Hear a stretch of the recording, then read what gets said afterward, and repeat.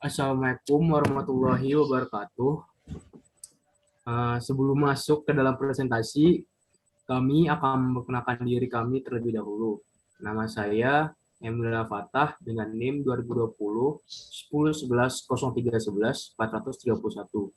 Dan saya Fidala Rahma Ignasia dengan NIM 2020 1011 456 dari kelas Hukum G 2020.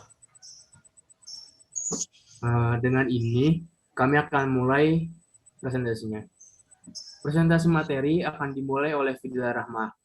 Fidala Rahma dipersilakan untuk memulai presentasi. Terima kasih. Oke, untuk pembahasan yang pertama, saya akan memaparkan mengenai tinjauan singkat mengenai kejahatan dan kriminologi. Oke, next. Yang pertama saya akan mulai dari kejahatan. Pengertian dari kejahatan sendiri itu terdapat banyak pengertian dari para ahli yang berbeda-beda. Tetapi dari banyaknya pengertian dari para ahli itu, jika kita tarik kesimpulannya, terdapat pengertian bahwa kejahatan merupakan perilaku manusia yang melanggar norma, perilaku yang merugikan, menjengkelkan, dan menimbulkan korban, sehingga tindakan tersebut tidak dapat dibiarkan. Nah, kejahatan sendiri terdapat beberapa faktor-faktor sebab terjadinya kejahatan. Di sini terdapat 4 teori apa saja faktor-faktor terjadinya kejahatan. Nah, teori yang pertama adalah teori biologis, yaitu faktor fisiologis dan struktur jasmanilah yang dibawa sejak lahir melalui gen dan keturunan dapat memunculkan penyimpangan tingkah laku. Contohnya seperti seorang bapak yang memiliki penyimpangan perilaku dapat saja menurunkan penyimpangan perilaku tersebut kepada anaknya nanti. Contohnya bapak yang psikopat dapat menurunkan penyimpangan perilaku psikopat tersebut kepada anaknya nanti. Nah, yang kedua adalah teori psikogenesis, yaitu yang mana pada teori psikogenesis ini mengatakan bahwa salah satu faktor pendorong terjadinya kejahatan adalah dari keadaan psikologis atau mental dan emosi seseorang yang tidak terkendali. Contohnya, seseorang yang melakukan kejahatan karena adanya dendam, yang mana dendam tersebut dapat mempengaruhi perilaku dan cara berpikir dari diri si penjahat tersebut. Yang ketiga adalah teori sosiogenesis. Pada teori ini berpendapat bahwa kriminalitas dapat terjadi karena adanya pengaruh dari lingkungan sekitar dari si pelaku kejahatan tersebut. Nah, contohnya seperti seseorang yang tumbuh dan berkembang di dalam pergaulan yang tidak memiliki nilai-nilai kesusilaan, hal itu akan membuat orang tersebut mudah untuk melakukan hal-hal yang kriminal atau hal-hal yang tidak baik yang dipandang oleh masyarakat. Nah, lalu teori yang terakhir adalah teori subkultural delinquency. Pada teori ini mengatakan bahwa kriminalitas itu terjadi karena adanya pengaruh dari struktur sosial pada masyarakat. Seperti salah satunya adalah status sosial dan ekonomi. Nah, pada teori ini tuh lebih berfokus salah satunya berfokus kepada kesenjangan ekonomi yang ada di dalam masyarakat. Contohnya seperti orang yang memiliki keterbelakangan ekonomi akan melakukan tindak kriminal pencurian untuk secara terpaksa untuk memenuhi kebutuhan hidupnya. Oke, next.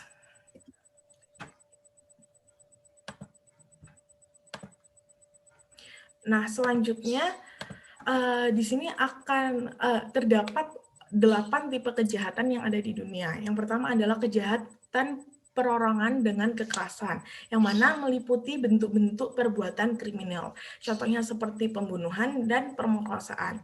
Lalu yang kedua ada kejahatan terhadap harta harta benda yang dilakukan secara sewaktu-waktu. Contohnya pencurian. Yang ketiga adalah kejahatan yang dilakukan dalam pekerjaan tertentu. Yang pada umumnya pada kejahatan ini itu dilakukan oleh seseorang yang memiliki jabatan yang tinggi. Contohnya pada kejahatan ini yaitu korupsi dan nepotisme. Lalu yang keempat adalah kejahatan politik. Contohnya adalah pengkhianatan dan sabotase. Yang kelima ada kejahatan terhadap ketertiban umum. Pada tipe kejahatan ini itu tuh lebih berfokus kepada norma sosial yang ada di dalam masyarakat. Contohnya tuh seperti pelacur. Yang mana pelacur ini tuh dalam hakikatnya di dalam hukum itu tuh bukan sebuah tindak kejahatan, tetapi pelacur ini tidak selaras dengan norma sosial yang ada di masyarakat, sehingga pelacur ini dipandang masyarakat sebagai tindak kejahatan. Nah, selanjutnya adalah kejahatan konvensional. Contohnya seperti pencurian dengan kekerasan dan alasan pemberat lainnya. Lalu yang ketujuh ada kejahatan terorganisir, yaitu seperti corporate crime. Lalu yang kedelapan dan yang terakhir adalah kejahatan profesional yang dilakukan sebagai suatu cara hidup seseorang. Contohnya seperti seseorang penipu profesional, yang mana seseorang penipu profesional ini menjadikan penipuan sebagai kegiatannya dalam sehari-hari untuk memenuhi kebutuhan hidupnya.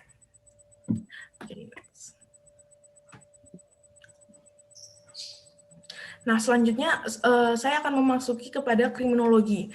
Nah, pengertian dari kriminologi sendiri itu terdapat banyak dari para ahli, tetapi di sini saya mengambil dua pendapat para ahli. Yang pertama adalah Sutherland, yang mana Sutherland ini mengatakan bahwa kriminologi adalah seperangkat pengetahuan yang mempelajari kejahatan sebagai fenomena sosial. Lalu yang kedua ada Bonger. Nah, Bonger ini mengatakan bahwa kriminologi adalah ilmu pengetahuan yang bertujuan menyelidiki gejala kejahatan seluas-luasnya. Jadi dari kedua pengertian dari para ahli tersebut dapat kita simpulkan bahwa kriminologi adalah ilmu pengetahuan yang berfokus kepada tindak kejahatan. Next. Nah, selanjutnya ada ruang lingkup kriminologi. Di dalam kriminologi sendiri, ruang lingkupnya terbagi menjadi dua, yaitu kriminologi murni dan kriminologi terapan. Yang pertama ada kriminologi murni. Nah, kriminologi murni ini terdapat ada 5, yaitu antropologi kriminal, sosiologi kriminal, penologi, psikopatologi, dan neuropatologi kriminal, dan psikologi kriminal. Untuk yang pertama adalah antropologi kriminal, yaitu mempelajari mengenai hubungan kebudayaan dengan kejahatan yang ada. Lalu sosiologi kriminal adalah ilmu pengetahuan yang mempelajari dan meneliti mengenai gejala sosial yang ada hubungannya dengan kriminalitas. Lalu ada penologi, yaitu ilmu pengetahuan yang mempelajari dan meneliti kejahatan dari penjahat-penjahat yang telah dijatuhi hukuman, sehingga kita dapat lebih mengerti sebab-sebab apa saja yang menjadi faktor terjadinya kejahatan dari para penjahat yang sudah dijatuhi hukuman tersebut. Lalu ada psikopatologi dan neuropatologi kriminal, yaitu ilmu pengetahuan yang mempelajari dan meneliti kejahatan dari penjahat yang memiliki sakit jiwa atau sakit syaraf. Nah, yang terakhir ada psikologi kriminal, yaitu ilmu pengetahuan ini mempelajari dan meneliti kejahatan dari sudut kejiwaan dan mentalnya. Nah, selanjutnya ada kriminologi terapan, yang mana kriminologi terapan ini itu terbagi menjadi 3, ada hygiene criminal. Contoh dari kriminologi terapan maksud saya ada 3, yaitu hygiene criminal, politik criminal, kriminalistik ilmu. Nah, yang pertama adalah hygiene criminal. Hygiene criminal ini itu merupakan ilmu pengetahuan yang bertujuan untuk mencegah terjadinya kejahatan. Nah, contohnya seperti apa saja usaha-usaha pemerintah untuk menerapkan undang-undang ini secara konsisten dan maksimal. Lalu ada politik kriminal, adalah ilmu pengetahuan yang memiliki bertujuan untuk usaha penanggulangan kejahatan di mana suatu kejahatan telah terjadi. Jadi jika ada suatu kejahatan yang telah terjadi, dapat kita lihat apa sih sebab-sebab yang menjadikan suatu kejahatan itu ada. Nah, dari situ, dari sebab-sebab tersebut kita dapat mengambil apa saja yang harus kita lakukan agar sebab-sebab itu lebih terminimalisir lagi. Contohnya seperti suatu kejahatan yang disebabkan karena adanya karena faktor ekonomi, maka usaha dari pemerintah untuk meminimalisir penyebabnya adalah untuk meningkatkan keterampilan atau membuka lapangan kerja yang lebih luas. Nah, selanjutnya ada kriminalistik ilmu, yang mana pada ilmu ini akan berfokus kepada pelaksanaan tentang pelaksanaan penyidikan, teknik kejahatan, dan pengusutan kejahatan. Mana pada ilmu ini tuh mempelajari seperti alat-alat apa saja yang dapat digunakan untuk mengungkap kejahatan. Salah satunya alat seperti pendeteksi kebohongan. Seperti itu. Next. Nah, objek kajian kriminologi. Objek kajian kriminologi itu seperti yang sudah tertera di bagan, bahwa objek kajian kriminologi itu terbagi menjadi 3, yaitu yang pertama ada kejahatan, pelaku, dan reaksi masyarakat. Pada kejahatan sendiri itu terbagi lagi menjadi 2, yaitu kejahatan menurut hukum dan kejahatan menurut non-hukum. Nah, pada kejahatan menurut hukum itu, pada kejahatan menurut hukum ini merupakan bentuk dari tindak pidana.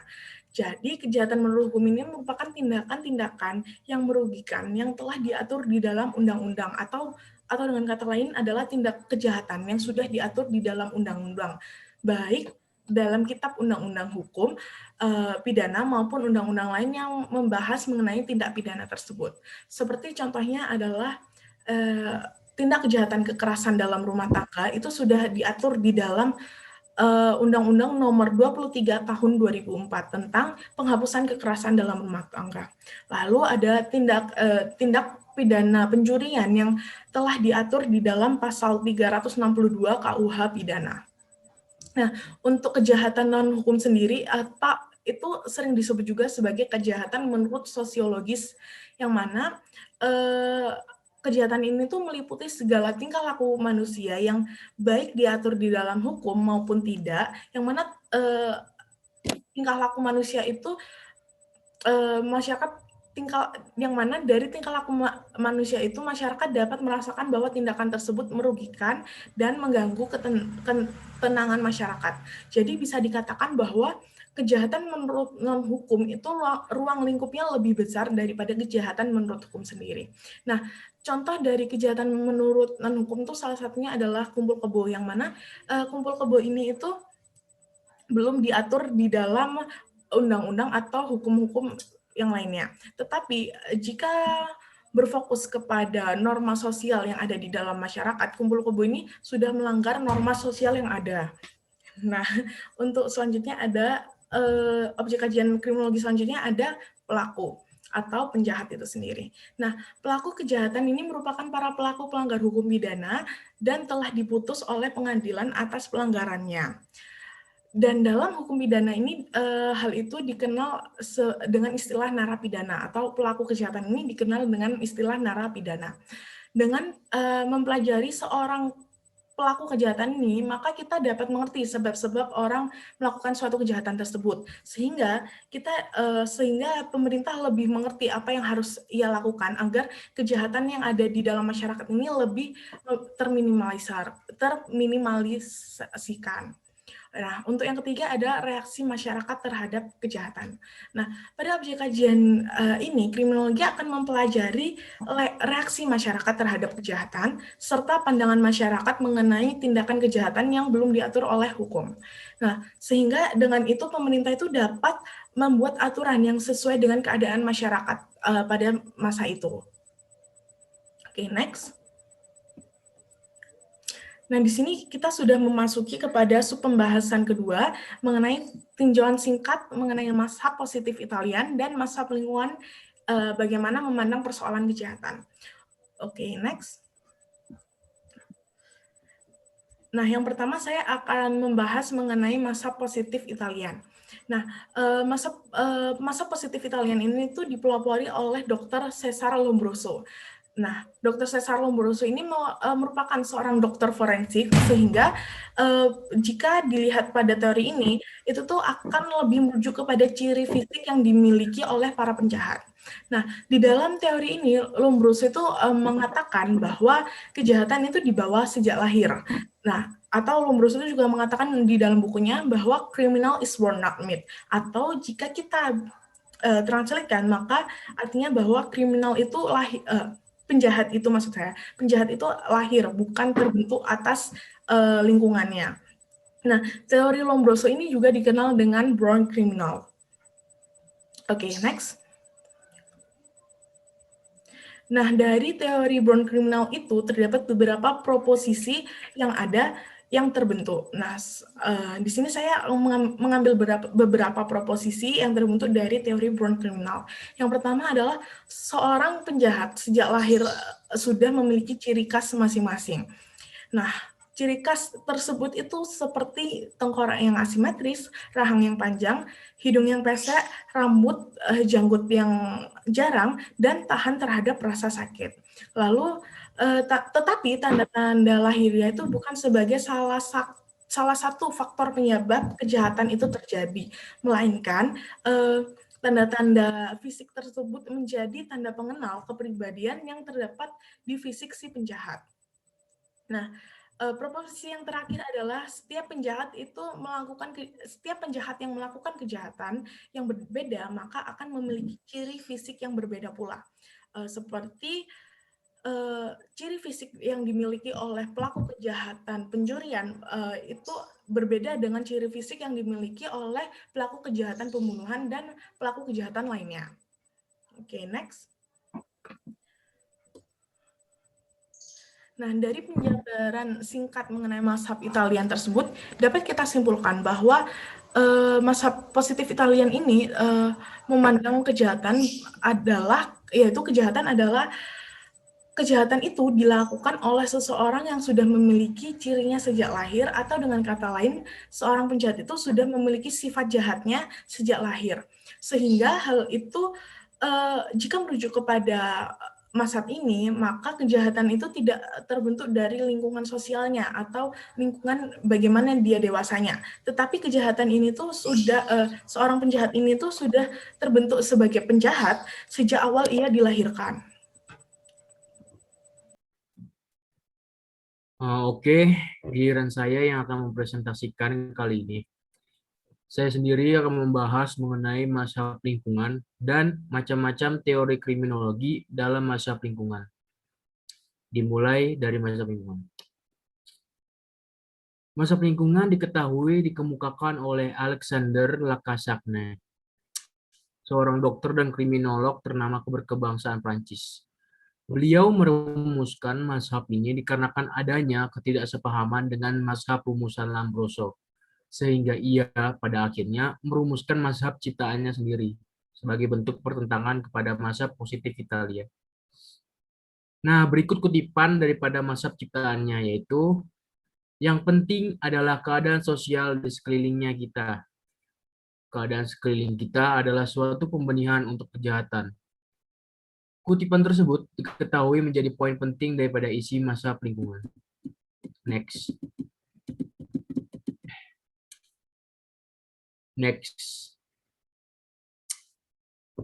Kali ini beralih ke latar belakang terciptanya mazhab lingkungan. Mazhab ini nampaknya dilatar belakangi oleh pertentangan Alexander Lacassagne terhadap mazhab positif Italia milik Lombroso.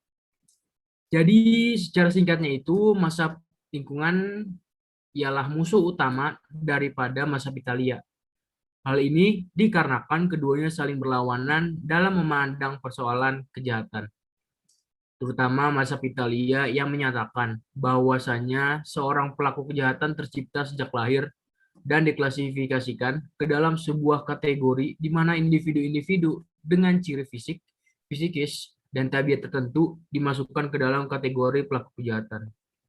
Ya, jadi wajar saja terdapat kontradiksi antar kedua mazhab tersebut. Next.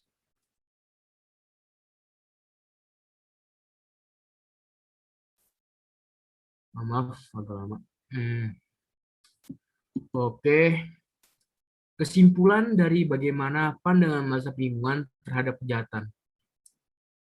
Jadi berbanding terbalik dengan mazhab Italia, mazhab lingkungan berpandangan bahwasanya lingkungan tempat tinggal individu merupakan faktor utama mengapa suatu individu terjerumus dalam perilaku yang menyimpang atau kejahatan. Terutama individu yang sedang berada pada masa tumbuh kembang. Tentunya hal ini akan memengaruhi psikis dan pola pikir individu tersebut di kemudian hari.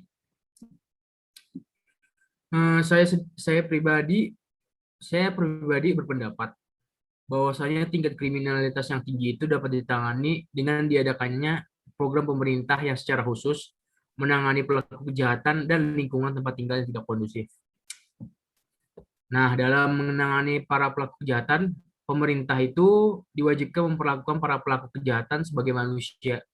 Lalu diberi penanaman ajaran agama terhadap mindset para pelaku, serta disosialisasikannya edukasi dalam berwirausaha, bercocok tanam, dan sebagainya.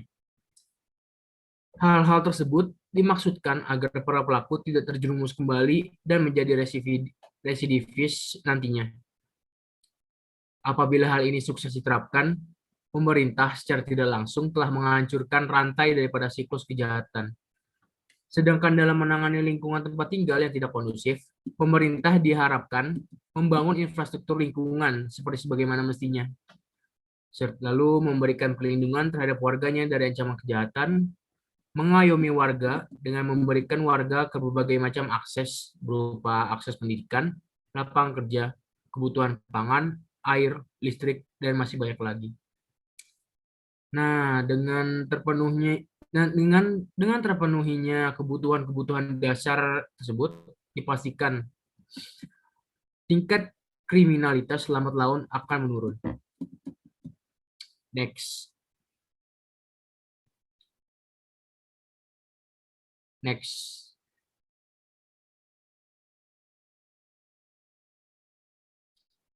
Macam-macam teori kriminologi menurut mazhab lingkungan. Jadi, terdapat usaha dalam mencari dan meneliti daripada sebab-sebab kejahatan yang terjadi dalam lingkungan kediaman masyarakat. Dan diketahui bahwasanya teori aspek sosiologis memiliki faktor-faktor pemicu tindakan kejahatan dalam lingkungan sosial. Berikut teori-teori tersebut yang akan saya bahas satu persatu. Yang pertama ada anomi, dalam kurung ketiadaan norma atau strain keterangan. Lalu diikuti oleh teori cultural deviance atau dalam kurung penyimpangan budaya. Dan pada posisi terakhir ditempati oleh teori sosial kultural atau dalam kurung kontrol sosial. Saya akan membahas dari teori anomi terlebih dahulu.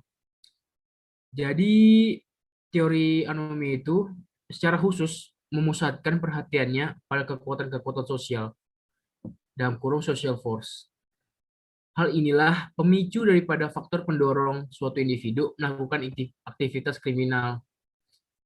Pada teori ini juga lah terdapat asumsi bahwasanya suatu kelas sosial dan tingkah laku kriminal memiliki keterkaitan antara satu sama lain.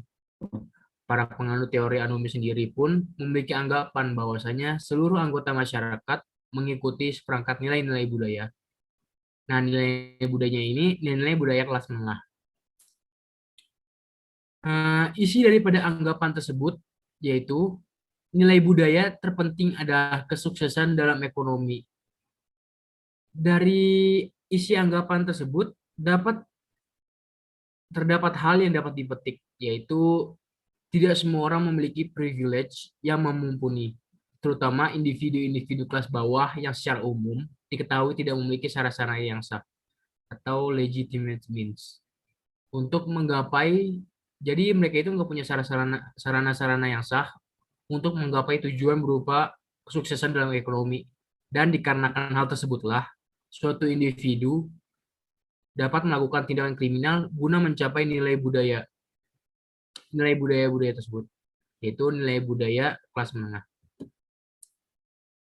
Contoh daripada tindak kriminal yang didasari oleh teori anomi sendiri itu berupa perampokan, pencurian, dan masih banyak lagi. Lalu yang berada di posisi kedua yaitu cultural deviance atau teori penyimpangan budaya. Pada teori penyimpangan budaya, teori ini berpandangan bahwasanya individu-individu diklasifikasikan dalam kelas bawah. Jadi teori ini tuh berpandangan bahwasanya individu-individu yang diklasifikasikan dalam kelas bawah memiliki seperangkat nilai-nilai budaya yang berbeda dan cenderung terdapat kontradiksi dengan nilai-nilai budaya kelas menengah tadi. Nah, oleh karena itu terdapat konsekuensi apabila individu kelas bawah mengikuti sistem nilai mereka sendiri. Kemungkinan besar individu-individu kelas bawah yang mengikuti sistem nilai budaya mereka sendiri itu diketahui telah melanggar norma-norma konvensional yang berlaku. Norma-norma konvensional yang berlaku. Contoh daripada tindak kriminal yang didasari oleh teori penyimpangan budaya sendiri berupa gaya hidup masyarakat Amish di Amerika Serikat. Jadi, gimana ya? Masyarakat Amish ini merupakan suatu kumpulan masyarakat yang memiliki values kepada peraturan-peraturan miliknya sendiri. Dan mereka diketahui tidak mengikuti norma-norma konvensional. Dan banyak yang berpendapat bahwasanya masyarakat Amish itu adalah manusia abad pertengahan yang masih ada hingga saat ini. Dan teori yang paling terakhir yaitu teori sosial kultural atau kontrol sosial. Teori kontrol sosial sendiri memiliki pengertian yang merujuk kepada pembahasan delinkuensi dan kejahatan yang dikaitkan dengan variabel-variabel yang bersifat sosiologis, antara lain struktur keluarga, pendidikan, dan kelompok dominan.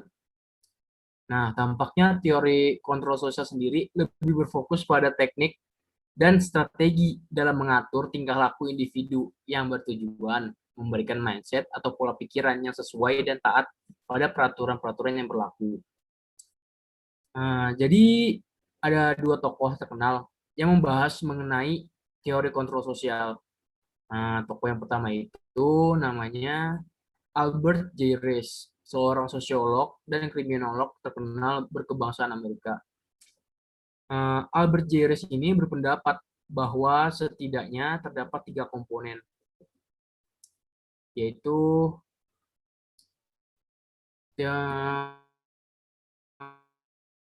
maaf saya ingat kalau nggak salah yang pertama 3 komponen itu, yang pertama itu kurangnya kontrol internal yang wajar selama masa kanak-kanak. Jadi orang tua tidak memiliki peran pemegang kontrol yang cukup dalam mendidik serta mengawasi tumbuh kembang anaknya. Yang kedua, hilangnya kontrol yang semestinya menjadi hal yang perlu difokuskan pada masa kanak-kanak. Lalu yang terakhir, tidak adanya norma-norma sosial di lingkungan dekat. Jadi lingkungannya itu di lingkungan dekat, di lingkungan sekolah, maupun lingkungan keluarga. Lingkungan yang tidak menerapkan norma-norma sosial juga ikut andil dalam pola pikir individu. Jadi tumbuh kembang individu itu pola pikirnya itu mengikuti dari norma-norma sosial yang ada di lingkungan itu. Individu-individu yang tumbuh besar di lingkungan yang tidak kondusif diketahui memiliki kecenderungan terjerumus dalam kejahatan, tindak kriminal. Lalu pada tokoh yang pronunciasi saya kurang bagus.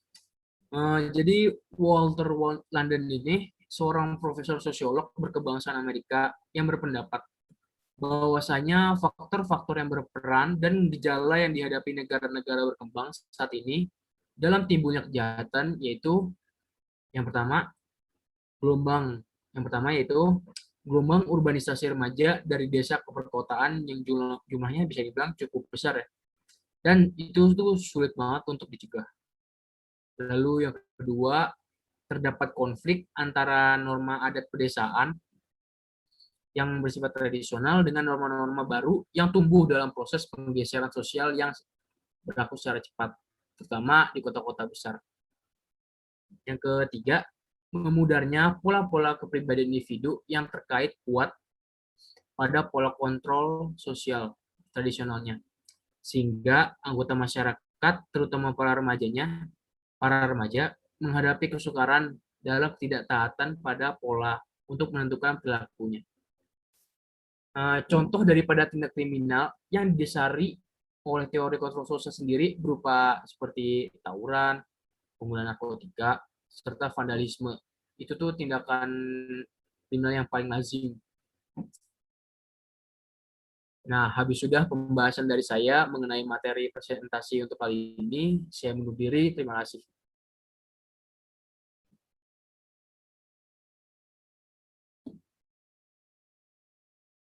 Itu tadi pembahasan dari kelompok kami mengenai teori dari mazhab lingkungan. Nah, di sini jika ada salah kata dan perbuatan, mohon maaf dan terima kasih. Wassalamualaikum warahmatullahi wabarakatuh. Waalaikumsalam warahmatullahi wabarakatuh. Terima kasih, Pak.